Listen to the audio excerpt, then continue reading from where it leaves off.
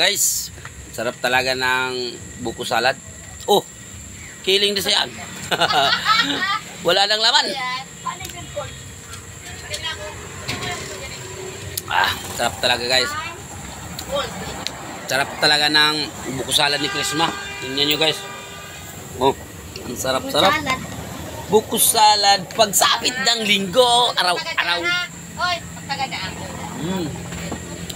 Hinasisab na yung isumosan ko rin siya. Ya, uno yung marites yung anak. Iyo tanaw lang ano. Sige magtanaw ng kaangko. Yan guys, tingnan nyo guys. Ang sarap talaga guys. Kung nandito lang kayo, pakakainin ko kayo ng buko salad.